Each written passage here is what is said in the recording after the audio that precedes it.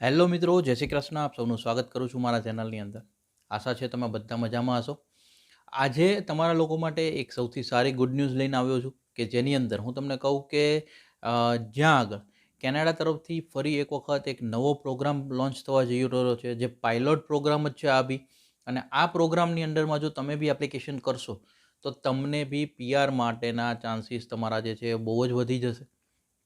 બીજી વસ્તુ, સૌથી સારી વસ્તુ એ છે કે આની અંદર તમારે કોઈ તારીખે એટ એ ટાઈમ હાજર રહેવાની જરૂર નથી, કારણ કે આ પ્રોગ્રામ જે છે એ આખું વરસ ચાલવાનો છે. એટલે કે આની જે ડેડલાઇન છે એ છે 31મી ડિસેમ્બર 2025 સુધી. આ પ્રોગ્રામ રન કેમ કરી રહી છે તો કે પ્રોવિન્સ ગવર્મેન્ટ ત્યાંના જે ડિમાન્ડ લિસ્ટ છે એ કોર્સિસને પૂરા કરવા માટે, અથવા ત્યાંની જે ડિમાન્ડ છે એ કેટેગરી અથવા કે એ જોબ્સની અંદર, જેમાં કન્સ્ટ્રક્શન છે, હેલ્થ કેર છે, આ લોકો જે આની અંદર જે મેન પાવરની ડિમાન્ડ છે આને પૂરું કરવા માટે અમુક રિજન્સ જે છે એમને પાર્ટિસિપેટ કરી અને આ પ્રોગ્રામ રન કરી રહ્યું છે. જે બી રિજન્સ આ પ્રોગ્રામની અંડરમાં રજિસ્ટર્ડ થશે ગવર્મેન્ટ સાથે, એમને 200 કેપિંગ એક્સ્ટ્રા મળશે, કે નોમિનેશન 200 નોમિનેશન એ લોકો ઇસ્યુ કરી શકશે, કે જે પર રિજિયન અલગ અલગ એમને મળશે, કે જેના દ્વારા એ કોઈ બી વ્યક્તિને, એટલે કે જે નવા કુશળ કારીગરો છે અથવા સ્ટુડન્ટમાંથી વર્ક પરમિટમાં છે, આ લોકોને નોમિનેશન પ્રોવાઈડ કરી શકશે. અને આ નોમિનેશન જે છે એ તમને 600 પોઈન્ટ્સની અંદર એડિશનલ તમને મળશે. અને આને કારણે તમારી જે પીઆરની ફાઇલ ચાલતી હશે અથવા તમે કોઈ નવી પીઆરની ફાઇલ મૂકશો તો તમને એડિશનલ પોઈન્ટ સાથે તમારે સિલેક્શન ક્રાઇટેરિયા વધી જશે.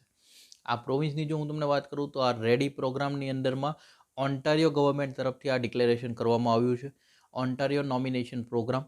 આગળ હજી હું તમને આની અંદર એ વાત બી કહીશ કે આની અંદર એલિજિબલ થવા માટે તમારે શું કરવાનું છે એ બી આપણે આગળ જોઈએ. એ પહેલાં જો ચેનલ પર નવા છો, સબસ્ક્રાઈબ કરી દેજો, નોટિફિકેશન ઓન રાખજો. અને આપણી એક બીજી ચેનલ છે જેનું યુટ્યુબ હેન્ડલ હું તમને લખી આપું છું સ્ક્રીન પર, @HM Visa Counseling. આ તમે નાખશો એટલે યુટ્યુબમાં આપણે બીજી ચેનલ આવશે, એને બી સબસ્ક્રાઈબ કરો ને આવો જ તમારો સપોર્ટ આપતા રહ્યો. જેની અંદર હું તમને કહું કે હવે આપણે મેઇન ટોપિક પર જઈએ. ઓન્ટારિયો ઇમિગ્રેશન તરફથી આ પ્રોગ્રામ એક લોન્ચ કરવામાં આવ્યો છે, પાયલોટ પ્રોગ્રામ, જે લગભગ અત્યારે સ્ટાર્ટ થઈ ચૂક્યો છે અને હવે 31મી ડિસેમ્બર 2025 સુધી આની અંદર એપ્લિકેશન્સ લેવાની ચાલુ રહેશે. એલિજિબલ ક્રાઇટેરિયા આપણે જોઈ લઈએ ને એ મુજબ જો તમે બી એલિજિબલ થાવ છો તો તમે બી એપ્લાય કરજો, જેથી કરીને તમને બી જો સિલેક્શન મળશે. કારણ કે જે બી રિજિયન્સ આની અંદર 4 રિજિયન્સ જે છે પાર્ટ લેવાના છે, હું તમને રિજિયન્સના નામ બી કહું.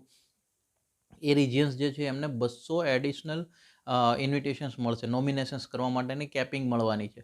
તો કદાચ તમે બી જો સિલેક્ટ થશો તો તમને બી આના 600 પોઈન્ટ એડિશનલ મળશે.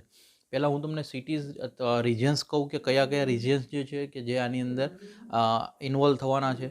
ઓન્ટારિયોના જ છે, લેન્ડમાર્ક છે, લેઇટ્સ છે, ગ્રીનવિલે છે, સરનિયા લેમ્પટન છે અને થંડર બે છે. આ જે નાના રિજિયન્સ છે જે આ પ્રોગ્રામની અંડરમાં રજિસ્ટર્ડ થશે અને આ પ્રોગ્રામની અંડરમાં આની અંદર તમારી એપ્લિકેશન્સ થઈ શકશે. આની અંદર એલિજિબલ થવા માટે સૌથી પહેલી તમારે જોબ કેટેગરી સ્ટ્રીમની અંદર ઓન્ટારિયો OINP જોબ કેટેગરી છે એની અંડરમાં સિલેક્ટ થવાનું છે.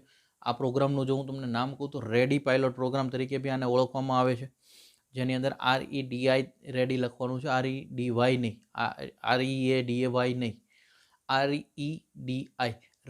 REDI રેડી પ્રોગ્રામ તરીકે બી ઓળખવામાં આવે છે. અને આ પ્રોગ્રામની અંદર તમારે OINP ઓન્ટારિયો નોમિનેશન ઇમિગ્રેશન પ્રોગ્રામના એમ્પ્લોયમેન્ટ જોબ ઓફર સ્ટ્રીમની અંડરમાં એપ્લિકેશન્સ કરવાની રહેશે.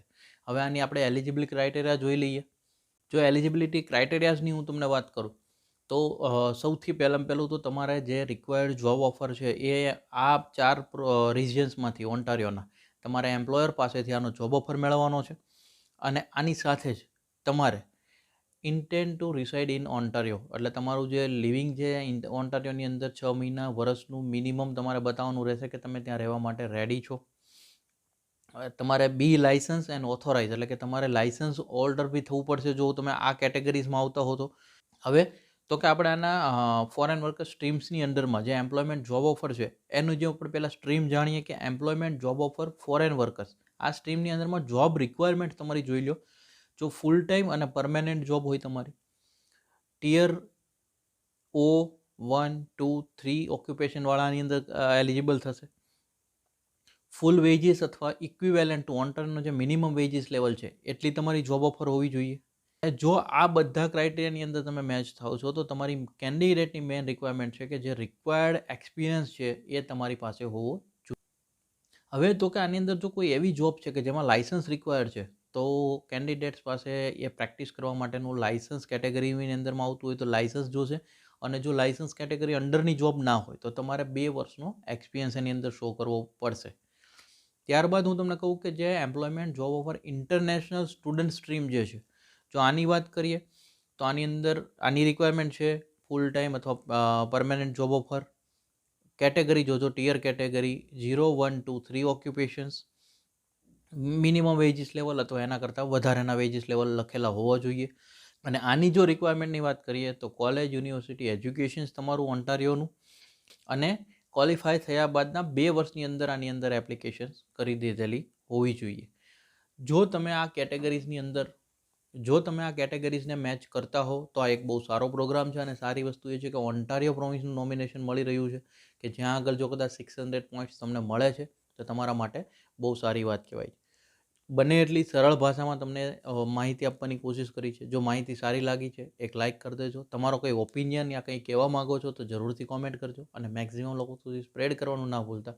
Because spread education, support education, always એજ્યુકેશનને સપોર્ટ કરતા રહેજો. Thank you so much. Jai Hind, જય ભારત.